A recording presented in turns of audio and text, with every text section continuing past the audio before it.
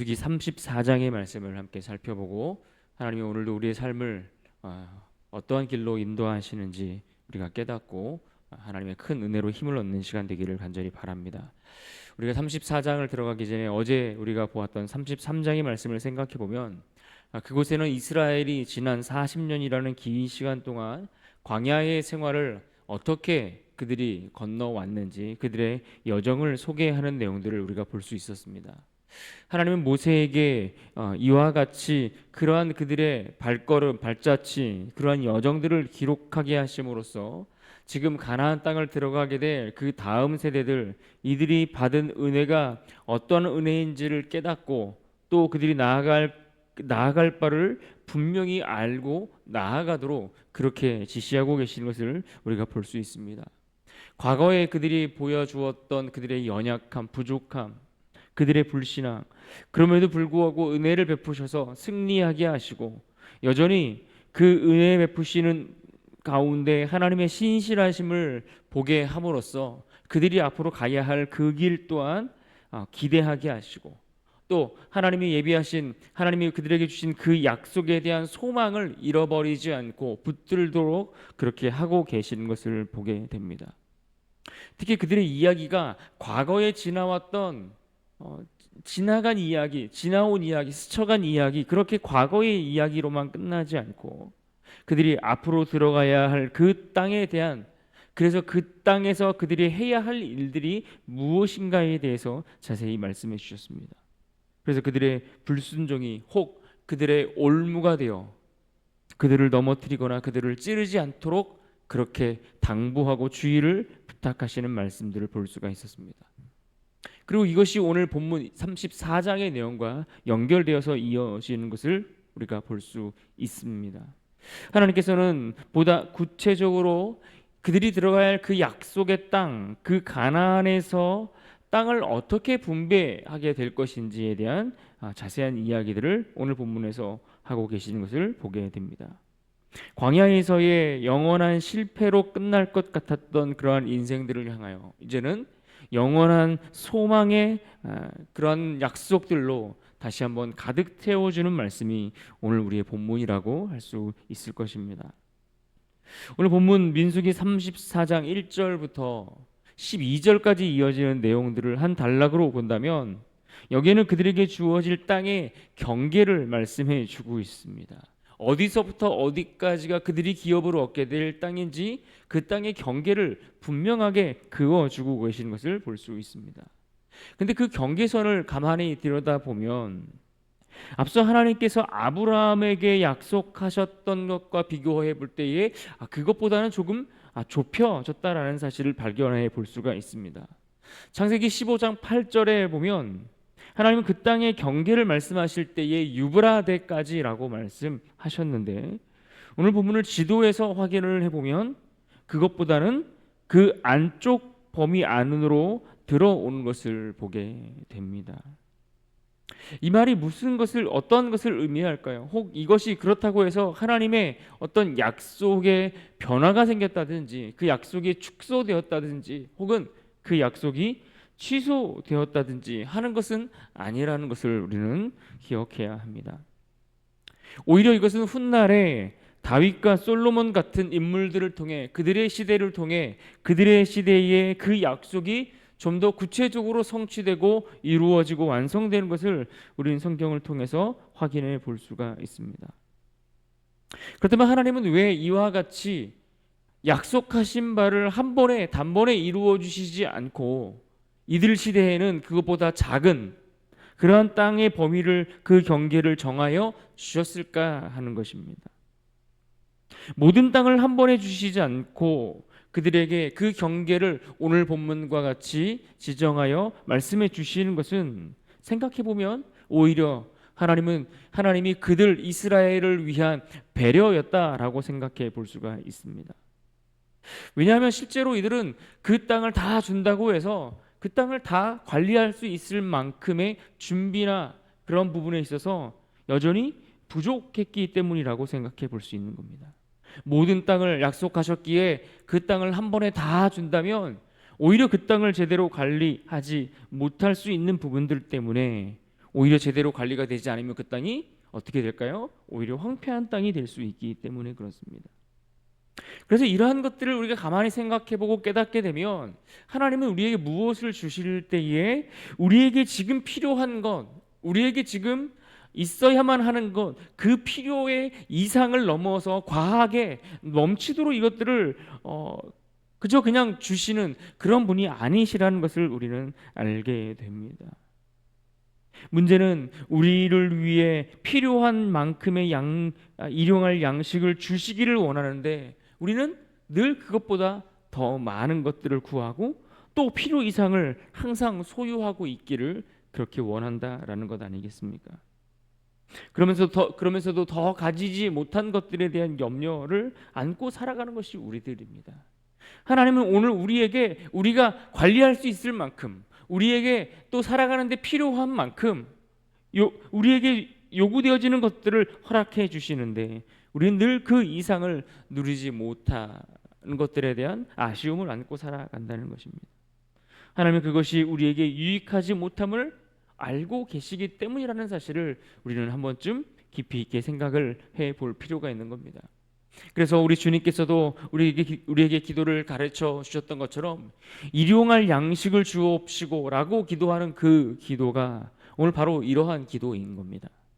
마치 광야에서 그날 필요한 그날의 양식을 만나를 통해 공급해 주셨던 것처럼 오늘 우리들의 매일의 삶에 필요한 만큼 하나님께서 공급하시고 또 내일에 필요한 만큼은 또 그날에 허락하실 것을 믿고 그 하나님을 신뢰할 수 있는 믿음이 오늘 우리에게 필요한 것입니다.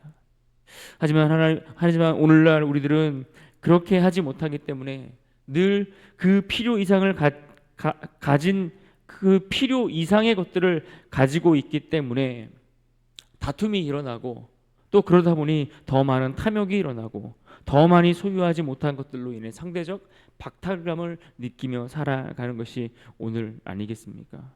그러한 일들로 인해 죄악의 결과를 오히려 맞을 수 있다라는 사실들을 우리가 생각해 봐야 합니다.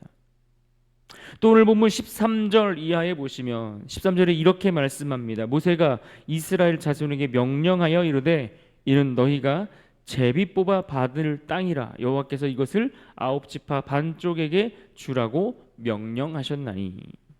우리가 어제 보았던 33장에서도 제비를 뽑아 그들의 땅을 분배하고 나눌 것에 대한 말씀을 하셨고 오늘 본문에서도 그들에게 기업을 그 땅을 나누어 분배하는데 제비를 뽑는 방식을 하나님께서 정하여 그러한 방식을 통해서 땅을 분배하라 이렇게 말씀하고 계셨다라는 것입니다. 하나님은 왜 제비를 뽑는 방식으로 그 땅을 분배하게 하셨을까요? 가만히 생각해 보면 이 제비를 뽑는 방식은 굉장히 위험한 방식입니다. 왜냐하면 하나님이 이미 앞서 그들을 향하여 축복하시고 그들에 대한 약속의 말씀들을 주셨던 그 내용들이 있기 때문에 그렇습니다. 하나님은 야곱을 통해서 그의 12 아들들에게 그 지파들이 차지할 그 미래에 대한 약속의 말씀을 주시면서 많은 경우 그들의 어떤 지경에 대한 이야기들을 하셨던 것을 우리는 찾아보고 생각해 볼 수가 있습니다. 자칫 이 제비 뽑는 방식은 이처럼 하나님이 야곱을 통해서 약속하셨던 말씀들, 이미 그들의 선조들을 통해서 약속하셨던 그 경계에 관한 말씀들이 자칫 그 내용이 어긋날 수 있고 틀려질 수 있는 위험성이 있기 때문에 그렇다라는 이야기입니다. 예를 들면 스불론 지파에 대해서 말씀하실 때에 그들은 해변에 거하고 그 지경이 시돈 지경까지 이를 것이다 이렇게 말씀을 하셨는데 제비를 뽑았는데 해변이 아닌 지역이 나온다든지 시돈이 아닌 지역이 뽑힌다든지 이럴 수 있는 방식이 제비 뽑는 방식 아니겠습니까? 그렇다면 무엇을 의미하냐라는 겁니다. 제비를 뽑는다는 것 이것이 어쩌면 하나님의 약속이 바뀔 수 있다라는 것을 의미하는가? 하나님의 약속이 여전히 앞에서 말씀드렸던 것처럼 또 그 말씀이 이와 같은 방식들 때문에 취소될 수 있다라는 것을 이야기하는 것인가? 너무 위험해 보이는 방식이라는 것입니다. 그러나 우리가 여기서 하나님이 이와 같은 방식을 허락하신 분명한 이해가 우리에게 있어야 합니다. 우리가 보기에는 이 제비를 뽑는 방식이 굉장히 불안해 보이고 위험해 보이는 요소들을 안고 있지만, 실제로 하나님은 이 제비를 뽑는 방식과 같은 이 도구를 삼아서 이것 가운데 하나님의 주권적인 역사를 행하시겠다라는 것을 말씀해 주고 있는 것입니다. 그래서 제비를 뽑는 우연처럼 되어지는 그 방식을 선택하도록 하셨지만, 그러나 하나님의 그 가운데 하나님의 주권을 통해 분명하게 하나님의 약속이 말씀하신 바대로 이루어지도록 하시겠다는 하나님의 확고한 약속인 것입니다. 그래서 말씀에서도 잠언 16장 33절에 보면 이렇게 말씀하는 겁니다. 제비는 사람이 뽑으나 모든 일을 작정하기는 여호와께 있느니라. 우리의 삶이 그런 것 같습니다. 늘 우연처럼 보여지고 늘 보이지 않기 때문에 그 우연의 연속으로 우리의 삶이 살아가는 것 같습니다. 그러나 분명한 것은 눈에 보이지 않지만 우리의 삶을 붙들고 주권적으로 이끌어 가시는 하나님의 인도하심, 하나님의 주권 아래 우리의 삶이 머물러 있음을 우리는 인정해야 한다는 이야기입니다. 마치 우리의 삶이 제비를 뽑듯이 우연히 무언가를 하나 선택하여 그 길을 걸어가는 것처럼 보이지만, 우리가 선택하는 그 선택 가운데 하나님의 주권적인 역사가 있어서 우리의 삶이 하나님의 약속을 벗어나지 않도록 책임지시겠다라는 것입니다. 여전히 우리의 삶을 성취하시고 이루어가시고 완성하기까지 내 삶을 붙들고 계신다라는 것을 오늘 말씀 속에서 우리에게 분명하게 가르쳐 주고 계시는 것입니다.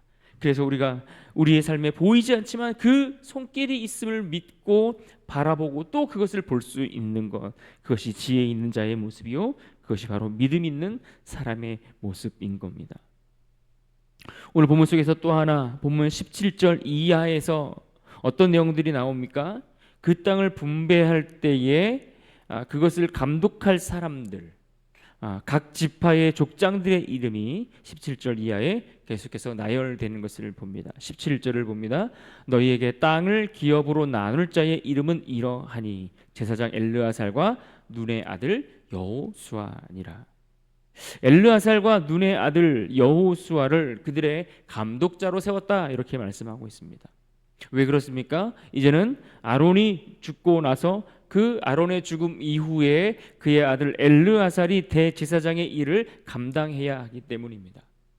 마찬가지로 모세의 그 역할이 다 끝나고 그 역할을 이어갈 사람이 바로 여호수아, 그가 그것을 대행해야 했기 때문입니다.